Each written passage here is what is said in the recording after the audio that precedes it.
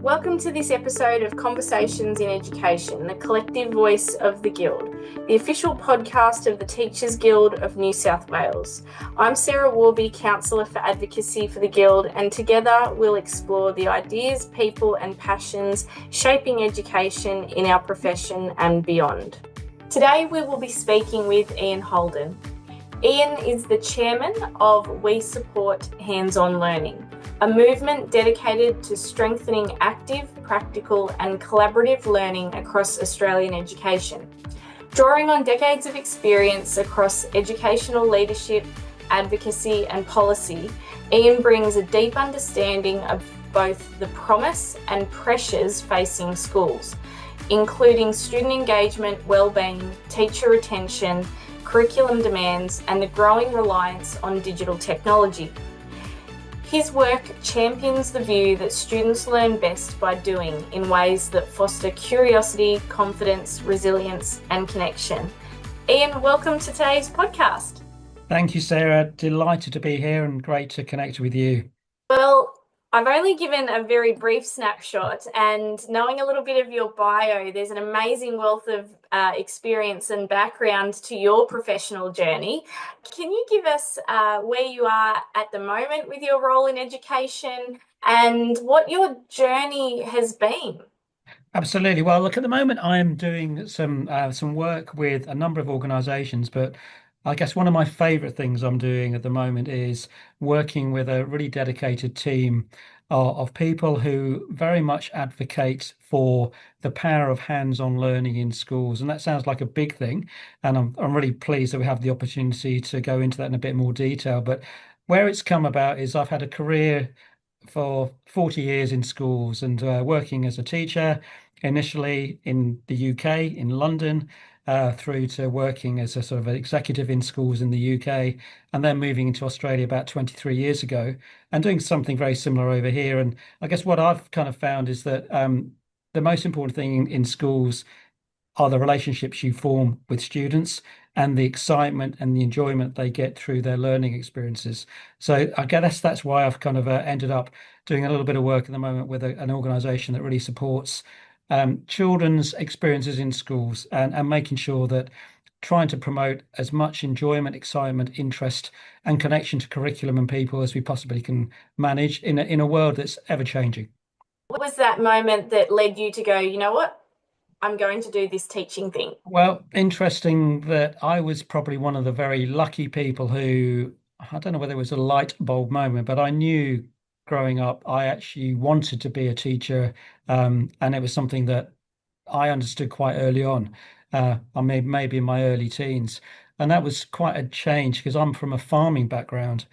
So my parents farmers, my brothers are farmers, and I enjoyed a lot of the things about the farm and enjoyed the space and the activity, the harvest. But I kind of always knew that there was something different and I wanted to do something a little bit different. So I got a bit of work experience, I guess, when I was about 15, 16 in a local school.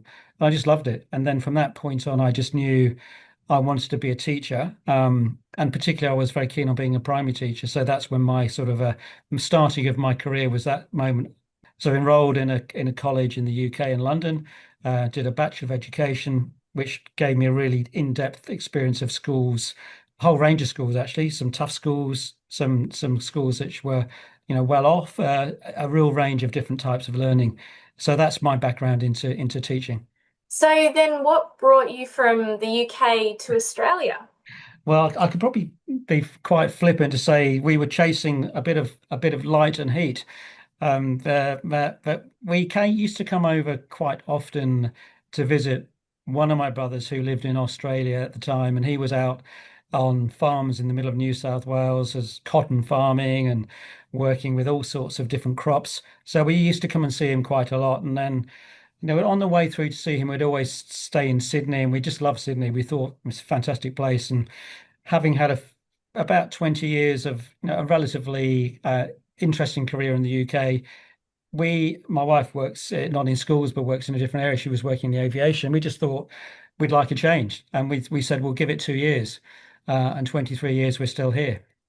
From that, then in your work in education, what is that sort of led to be for you, your key areas of um, practice or research or advocacy? Like, where did that sort of uh, encourage you to sort of go?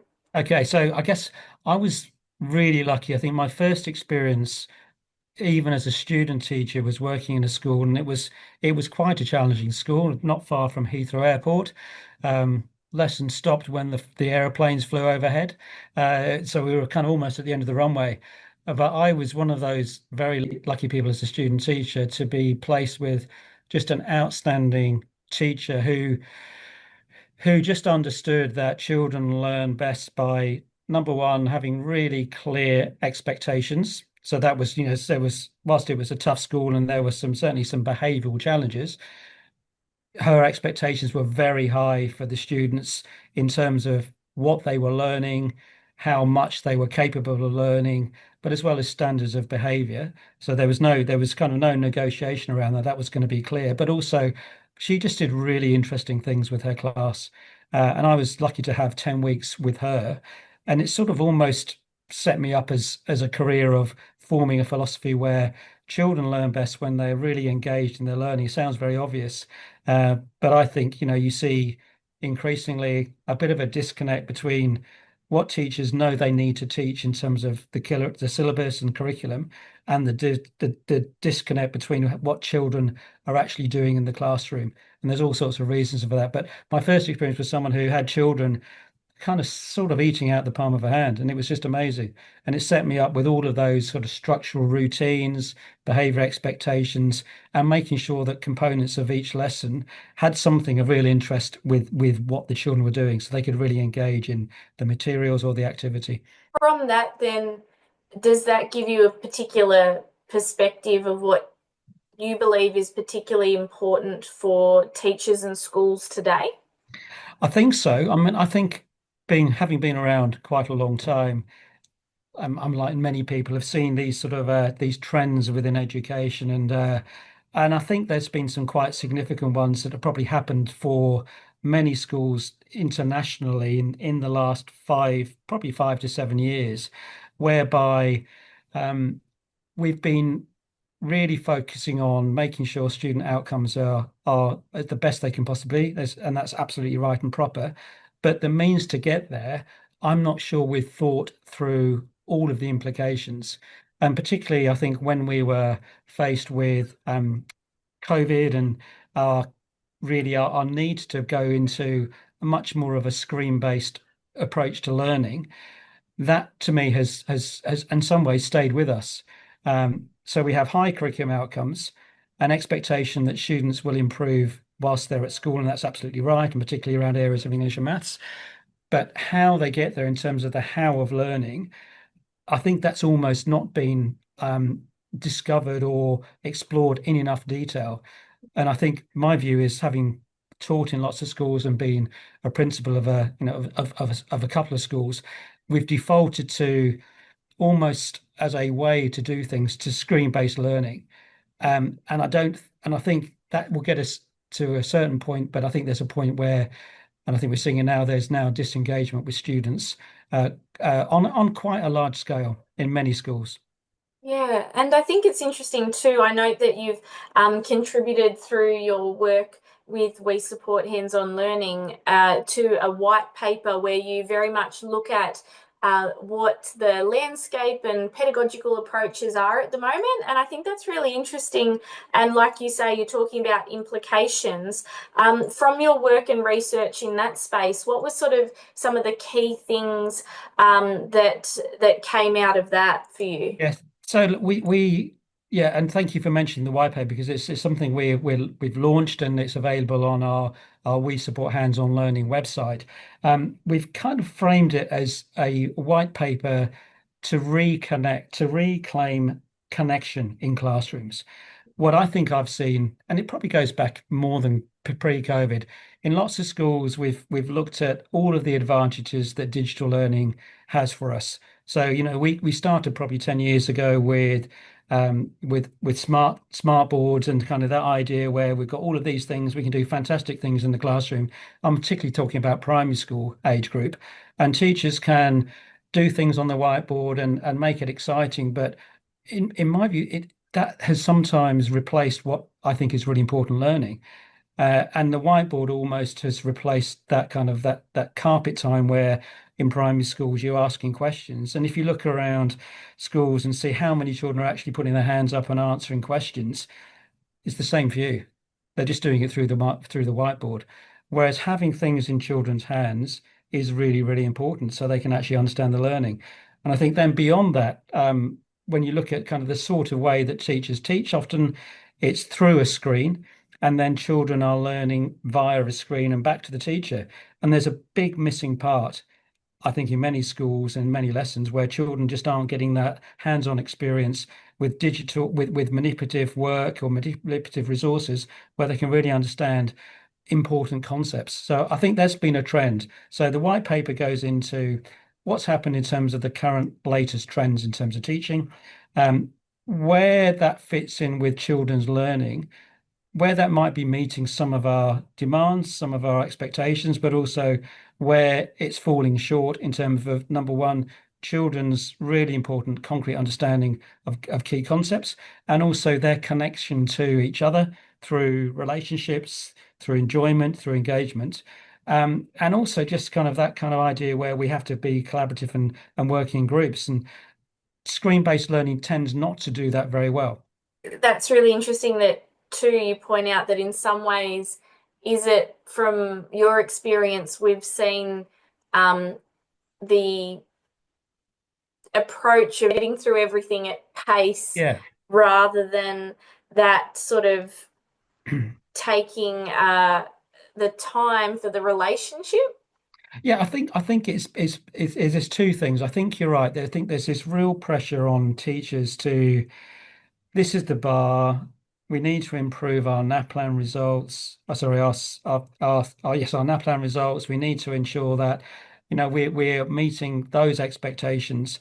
And what's a way to do that where we think children will understand? I think the shortcut is, well, if we produce teaching materials and we work through these slides through a PowerPoint, somehow at the end of the day, those children will understand more fully. Now, it's a way to structure a lesson, but I think there's a bit in the middle where if you don't have things for the children to do in their hands, they're not going to get the full picture. We know, in terms of mathematics, for example, we know it's very important that they go through that concrete stage and then they can adapt their learning. I think with the dominance of screen-based learning, we're cutting out important stages. We're moving straight to kind of a shortcut, and we're hoping somehow that children will learn and will actually improve. And I think the evidence is that we've probably plateaued. And the evidence is also from lots of research is that children are slowly disconnecting from this world of predominantly screen-based learning. Yeah, and looking for that human connection and that ability to attach to someone who has that subject matter expertise to build with them. I think that's right. I think that kind of relationship with teacher, we've almost put up a bit of a wall, a bit of a digital wall, and it's then hard to get around that because Mm. that form and look, I've got to be really clear. Um, I'm 100% supportive of all teachers doing what is a incredibly demanding job. And I love your introduction about the promise of schools, the promise of teachers, what we can actually, it's a very inspiring profession in my view. And it's something that we want to make sure we support our teachers. I just think through a whole number of reasons, we've not really rethought, particularly post-COVID, the how of teaching. We haven't thought necessarily in enough depth about there's a lesson here we're going to be doing on volume, for example, and we're looking at capacity. We're looking at what a half a litre looks like. We're looking at what three-quarters of a litre look like. We're looking at how that works. And I've seen schools and seen lessons through probably shortage of time. That's all done digitally on a screen. Now, you can't learn as a primary school student, and I'd argue probably even to the secondary schools, what a litre looks and feels like unless you have a litre in front of you. So we've shortcut some of those really important learning experiences along the way, um, for all sorts of good reasons. But we're just advocating to say, let's think hard about how children really learn and how we actually build those building blocks. And guess what? Along the way, if you put the things out for them and they're engaging with physical resources, they enjoy the lesson more. We know that, and they'll engage with the lesson more. So, with some of those issues we're having around disconnection of students, that disengagement we see in many schools, getting back to the root of teaching and learning in terms of making sure we have physical things for them to do is quite important. Yeah, I think it ties in so beautifully in a way that in what you're saying about the how of the learning journey, it's also reinstating that importance for the who with the who Yes. Yeah. that you're doing that with, Yeah. and connecting with those people, and the who is the teacher who can then, with their knowledge of, all the things we talk about currently, the evidence base and everything, Yeah. they can be the ones who, from what I'm hearing you say, really nurture the how it's happening through being who they are, and they're not a device that I just think I clicks think away. that's and I think that's right. And I think as well, Sarah, I think we've got to make sure that we're not kind of putting ourselves into one side versus the other. I can't remember who came up with the expression, the tyranny of or.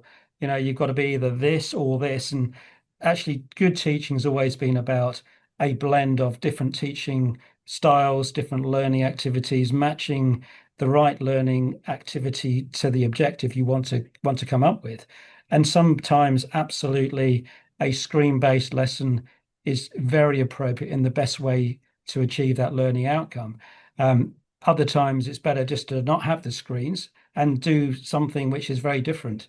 I wouldn't mind betting if you go around most schools, because of our focus on explicit teaching methodology and that kind of explicit teaching. And again, there's nothing wrong with that. But I think we've adopted well, we're going to do it this way. We're going to have a set of PowerPoint slides. We're going to start off with our learning intention. We might discuss some success criteria, and then we're going to work through some slides. I wouldn't mind betting that's quite a common thing that's happening in many schools. And I'm hesitant to criticize that, but we've shortcut the thinking behind, is this the best way to actually for children to learn and be excited and work with each other and engage with each other? Is this something that actually is going to help that how of learning?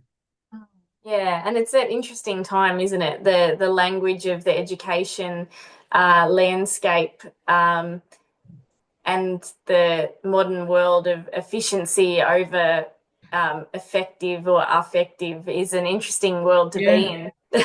and I think so now. I think as well, if you really had to look at an explicit teaching approach, um, and I'm very supportive of that. If you break it down, it doesn't mean that it has to be through this particular way of, a particular way of doing things. Or what an explicit teaching approach is, being really clear with each of the children, your students in the class. This is where I would like you to get to by the end of the lesson. This is the progress I would like to see. We're going to do it by doing some of these things. And what I'm going to do is I'm going to explain some things. You're going to do some things. I'm going to check with you along the way and tell you and give you some feedback. And then at the end of the lesson, we'll assess where we've got to. I mean, that in a sense is sort of, explain clearly, set some learning intentions, deliver a lesson that's exciting and interesting, give feedback, and then just work and assess your progress. In a nutshell, that's an explicit learning. It doesn't mean that you've got to sit there with a PowerPoint and work through it that way. Yeah. That idea of developing interest, um, discussion, relationships is such a key part of learning. And when we do that, children actually start to really enjoy their learning. They don't see it Yeah. as a chore. And as you say too, that actually helps manage that cognitive load. Like, and Yes. when you are doing it Yeah. hands-on, you're very present. I Yeah. think that's an interesting area that sort of comes from your work, that importance of having presence and connection in the moment. Absolutely. We actually did a case study at the end of last year with a school in Sydney, and we provided them with some professional development. and some teaching resources. We were looking particularly at teaching resources and hands-on teaching resources at the upper primary end, which is often the time when, we kind of think, well, children, they don't need to do that anymore. That's babyish. Let's kind of move on to the more, grown up sort of mathematics. But they still need it. So we provided them with that. We also provided with some really good quality materials in their science classes. And for a term, we worked with the school, and the school were amazing. We sought feedback from the teachers and the students, and what we found at the end was exactly what you're saying. They were really engaged with each other. They really looked forward to those lessons, and the teachers were reporting in a time where students are often distracted because they come in quite hyper sometimes. They may have been overstimulated by having a lot of time on devices at home. They come in with that expectation and they were kind of quite heightened. Having those materials out and having good kind of collaborative work, purposeful, supporting a curriculum area and supporting learning intentions actually did settle them. And there was a higher level of engagement with those lessons. So, we've got a bit of information. That case study is actually on our website, on the We Support Hands-on Learning website. So there's evidence there, which is kind of from an experiential point of view, what a school's gone through. Yeah, definitely. And so practical. And I guess tying into that, for you as a teacher also and having that experience of working with kids, is there a particular strategy or activity that you've found particularly useful that is one actually that you could sort of pass on and suggest to future teachers, early career So teachers? one of the great things we have on our website, we have a number of partners, and one of the a number of partners we work with are very much those curriculum experts. So on our website, we've got little videos which we've done in line with the Australian Association of Mathematics Teachers, where they're showing, look, you've got this concept to teach. It might be fractions in year 5, or it might be something to do with, I don't know, kind of number bonds in year 3. And they've got little kind of short videos where you can look at those and see two experts who are actually showing how this can work in a school. There's also lots of other activities which are suggesting ways of doing things. Other schools who are working on more hands-on learning approaches are putting blogs on there. So it's an evolving website. And our aim is really to share that and to get as many schools involved as we possibly can, and sharing that good practice, because we think it's just so fundamental in terms of the learning children do, but also their enjoyment, their engagement, and their relationships within the classroom. And we mustn't neglect that. We must actually encourage those things. Yeah, and the beautiful thing of that too, that's really encouraging and practical for teachers at any stage to look at and go, oh, there's a new approach. It's sort of it's empowering as well Yeah, to go, oh, that's a way of doing it that's very together with the kids where we're actually yeah, on this learning journey together. and I think that's right, sir. And I think that no, it's not that people have forgotten about how to do it, because we present at many conferences and talked to a lot of principals. In fact, we were at the Tasmanian Principal Association conference a couple of weeks ago, and every principal we spoke to, when we talked about we support hands-on learning, what our mission was, what we're trying to achieve, they were just nodding to say, yes, this is really important. But we've just sort of got to take a step back and a bit of a pause and thinking about all of the things we're trying to do in schools, all of those multiple pressures we have in schools, but actually step back about what is the most important thing we do in a school, and that's actually the teaching and learning, and how we inspire and we encourage children to learn really well in a way where the learning sticks, but they're also getting enjoyment and engagement from those lessons. So, with the diversity of work that you do, what sustains you in the profession? So, during challenging times, things like that, what are your approaches for keeping you going? I guess one of the things I really enjoy is seeing children and teachers really learning well and teaching well in the environment. So I'm very lucky now. I actually go and see a lot of schools and work with principals and work with exec teams and work with class teachers.